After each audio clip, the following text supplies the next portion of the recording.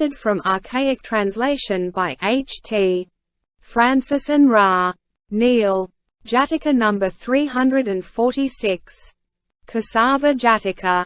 You that of late, etc. This story the master while at Jetavana monastery told concerning the feast of friendship. In the house of Anatha Pindika, they say, 500 brethren were constantly fed. The house was continually like a place of refreshment for the assembly of the brethren, bright with the sheen of their yellow robes and blown upon with saintly odors. So one day the king in making a procession round the city caught sight of the assembly of the brethren in the treasurer's house.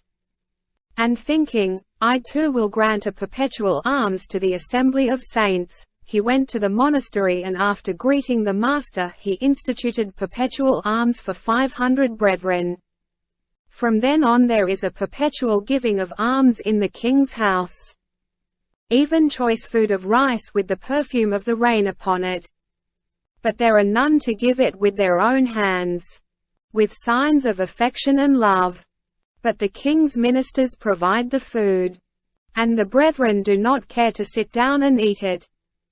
But taking the various elegant foods, they go each to the house of his own patrons, and giving them the food, themselves eat whatever is set before them, whether coarse or elegant. Now one day much wild fruit was brought to the king. The king said, Give it to the order of the brethren. They went to the room for meals and came and told the king, There is not a single brother there. What, is it not time yet? Said the king. Yes, it is time. They said.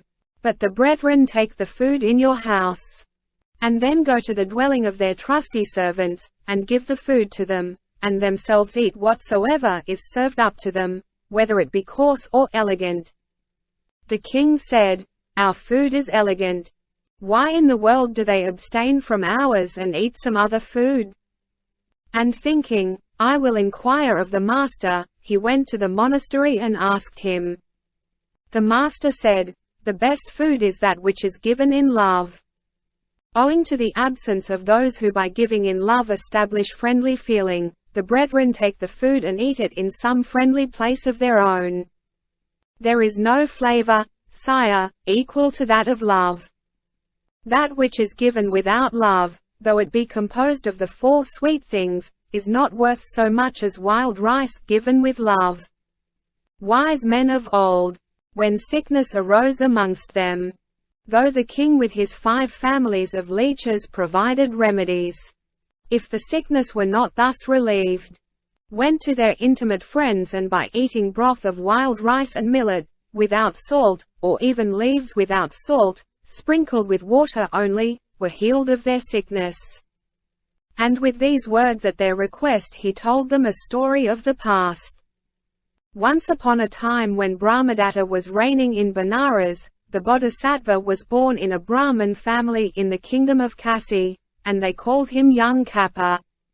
When he came of age, he acquired all the arts at Taxila and afterwards adopted the religious life. At this time an ascetic named Kesava attended by 500 other ascetics became the teacher of a band of disciples and dwelling in the Himalayas.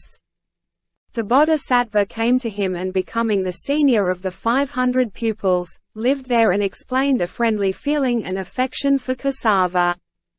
And they became very intimate one with another. In due course of time Kesava accompanied by these ascetics went to Benares to procure salt and vinegar and lodged in the king's garden.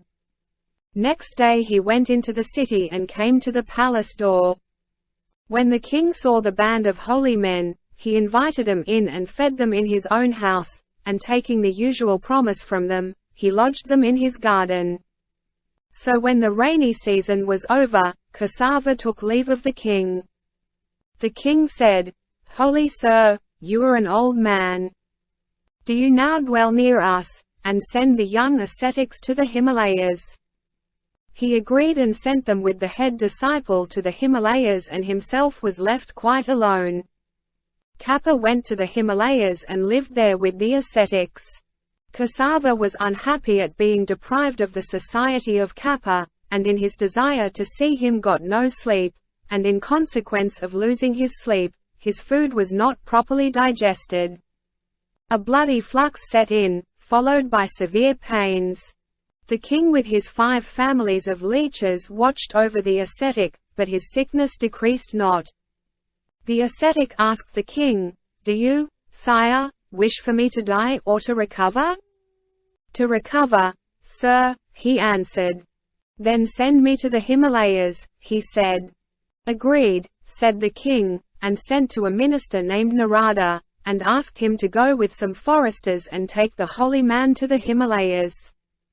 Narada took him there and returned home. But by the mere sight of Kappa, Kesava's mental disorder ceased and his unhappiness subsided. So Kappa gave him broth made of millet and wild rice together with leaves sprinkled with water, without salt and spices, and at that very instant the dysentery was relieved. The king again sent Narada saying, "Go and learn news of the ascetic Kesava." He came and finding him recovered said, "Reverend sir, the king of Benares treating you with his 5 families of leeches could not heal your sickness. How did Kappa treat you?" And with this he uttered the first stanza. "You that of late with Lord of Men did dwell, a king prepared to grant your heart's desire. What is the charm of Kappa's hermit cell that blessed Kesava should here retire?" Kesava on hearing this repeated the second stanza. "All here is charming. Even the very trees, O Narada, my fancy take, and Kappa's words that never fail to please a grateful echo in my heart awake." After these words he said, "Kappa by way of pleasing me gave me to drink broth made of millet and wild rice mixed with leaves sprinkled with water, and without salt and spices, and after that was my bodily sickness stayed and I was healed." Narada, hearing this, repeated the third stanza. "You that but now the purest rice did eat boiled with a elegant flavouring of meat, how can you relish such insipid food and millet and wild rice with hermit's share?" On hearing this Kesava uttered the fourth stanza. "The food may coarse or elegant prove, may scanty be or much exceed, yet if the meal is blessed with love, love the best sauce by far is found." Narada on hearing his words returned to the king and told him, "Kesava says thus and thus." The master, having ended his lesson, identified the birth. At that time the king was Ananda, Narada was Sariputra, Kesava was Bakabrahma, Kappa was myself.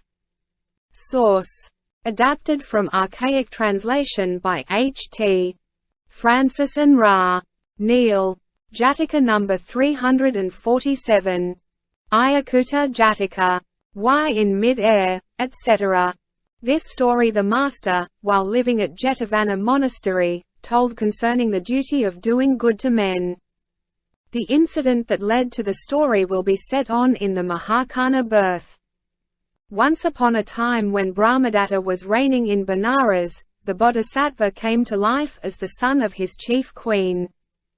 And when he was of age, he was instructed in all the arts and on the death of his father was established in his kingdom and governed it righteously. At that time men were devoted to the worship of the supernatural beings and made religious offerings to them by the slaughter of many goats, rams and the like. The Bodhisattva proclaimed by beat of drum, "No living creature is to be put to death." The Yakhas were enraged against the Bodhisattva at losing their offerings. And calling together an assembly of their kind in the Himalayas, they sent on a certain savage Yakha to kill the Bodhisattva. He took a huge blazing mass of iron as big as the dome of a house, and thinking to strike a deadly blow, immediately after the mid-watch, came and stood at the bed's head of the Bodhisattva. At that instant the throne of Sakka manifested signs of heat. After considering the matter the god discovered the cause, and grasping his thunderbolt in his hand he came and stood over the Yakha. The Bodhisattva on seeing the Yakha thought, "Why in the world is he standing here? Is it to protect me, or from a desire to kill me?" And as he talked with him he repeated the first stanza. "Why in mid-air, O Yakha, do you stand with the huge bolt of iron in your hand?